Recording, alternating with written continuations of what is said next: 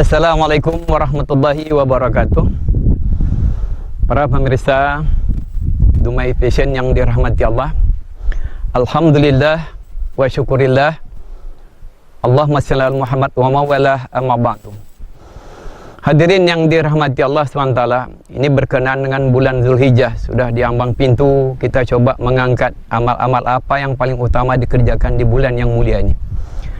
Sebelumnya kami angkat sebuah ayat dalam Al-Quran. A'udzubillahi minasyaitonirrajim. Bismillahirrahmanirrahim.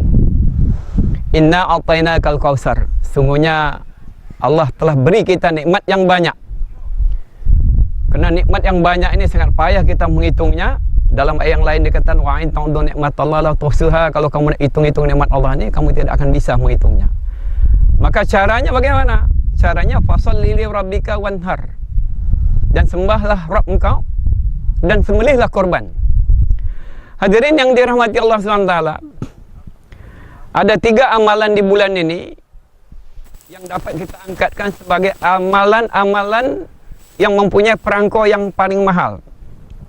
Yang paling mahal itu adalah ibadah haji. Ibadah haji ini paling mahal, hampir 30 atau 40 juta per orang. Kemudian lagi di bawahnya itu ibadah perangko yang mahal ini korban. Satu orang rata-rata hampir 1.700.000. Yang ketiga lagi perangko yang paling murah, itu berpuasa pada bulan Zulhijjah ini. Hadirin yang dirahmati Allah, kalau kita menyimak ayat yang kita bacakan di atas tadi, Inna a'tainakal kautsar, sesungguhnya engkau telah beri kami nikmat yang banyak. Nikmat yang banyak ini, wa in ta'uddu nikmatallahi tuhsuha. Apabila kamu menghitung-hitung nikmat Allah ini, kamu tidak akan bisa menghitungnya, kata Allah sendiri. Kalau kita ingin coba-coba juga mau menghitung nikmat-nikmat Allah ini boleh. Rumus menghitung nikmatnya ada. Rumahnya adalah makin penting kebutuhan hidup kita ini makin dimurah Allah biayanya. Makin penting kebutuhan hidup kita ini, makin dimurahkan Allah biayanya. Kebutuhan hidup ini biasanya ada kebutuhan kendaraan, rumah tempat tinggal, pakaian, makanan, minuman, dan pernapasan kita. Ini kalau kita buat hitungannya, setiap hidup kita butuh kendaraan, juga butuh tempat tinggal. Bahasanya rumah dengan kendaraan ini lebih murah, lebih penting rumah lagi. Maka rumah ini dikecilkan Allah biayanya. Kemudian setelah kita punya rumah, kita juga ingin punya pakaian. Pakaian ini dimurahkan Allah lagi. Dimurahkan Allah biayanya. Kemudian setelah kita punya pakaian, kita juga ingin makanan. Makannya lebih murah daripada pakaian. Kita bikin makanan segala macam ini. Kita juga ingin butuh minuman kita. Makanan dengan minuman kalau berbanding harganya, minuman lebih murah lagi. Setelah minuman ini, kebutuhan hidup kita adalah tentang bernapas juga. Bernapasnya juga kebutuhan hidup kita. Maka bernapas ini kalau dihitung lebih murah lagi biayanya. Kalau kita nak menghitung napas yang paling murah ini, boleh kita buat hitungannya. Ada di kesehatan terjemahkan ini. Satu kali kita bernapas ini, sekali tarik itu 2 liter. 2 liter sekali tarik. Bagi kita yang tidak ada aktivitas ini, 16 kali dalam 1 menit. 32 liter dalam 1 menit. Kemudian lagi, 1 menit sama, tapi jumlahnya banyak. 1 menit sampai 32 kali dia bernapas. Hitunglah kali 2 liter. Kemudian kalau kita hitung lagi, mau memasukkan angin, memompakan udara ke dalam ban Honda kita, itu membutuhkan biaya 1.000 rupiah. Biaya yang demikian ini, hadirin yang dirahmati Allah, untuk memasukkan butuh kompresor. Butuh busi segala macam, butuh bensin segala macam. Tapi kalau kita renung dalam dada kita ini, ada kompresor yang dibuat oleh Allah SWT yang tidak bisa kita nilai berapa harganya. Di paru-paru kita ini dibikin oleh Allah SWT. Maka hadirin yang dirahmati Allah SWT, kalau kita menghitungkan satu orang sakit, dia butuh oksigen 1 botol itu dibeli dengan harga yang mahal. Harga yang mahal sampai 200.000 1 botol. Dimasukkan ke dalam hidung kita, bisa kita bernapas. Jadi ini nikmat yang luar biasa. Itu baru satu udara yang kita pakai. Belum nikmat yang lain ini lagi. Apabila kita sungguh tidak akan bisa menghitungnya, Allah perintah kepada kita nih, fasholli li rabbika wanhar, maka sembahlah engkau dan wanhar, sembelihlah korban. Hadirin yang dirahmati Allah SWT, ibadah berikutnya di bulan Zulhijjah ini adalah puasa sunat yang paling nilainya murah sekali. Mudah sekali. Berpuasa ini dalam satu hadis kami jumpai bersumber dari Abu Laid As-Samarkandi. Di ujung hadis ini dari Ummul Mukminin Sayyidatina Aisyah radhiyallahu anha, dia berkata, apa kata Aisyah ini? An-nasaban kana saiba simain, adalah seorang pemuda yang profesinya sebagai penyanyi. Wa kana hilalul dzulhijjah asbaha saiman. Apabila anak muda ini nampak di anak bulan Dzulhijjah, bersegera dia berpuasa. Fartafa'ul hadis ila Nabi sallallahu alaihi wasallam, maka berita puasa anak itu sampai kepada Nabi. Nabi diceritakan oleh Aisyah, ya Rasulullah, anak muda penyanyi itu dia puasa dia. Puasa apa?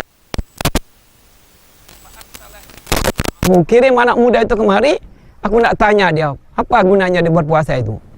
Setelah anak muda ini datang kepada Nabi, Nabi menyoalkan dia. Apa katanya? Nabi menanyakan dia, ma yuhmiluka ala siyami hadzal ayam. Anak muda, apa yang mendorong kau berpuasa pada hari-hari ini?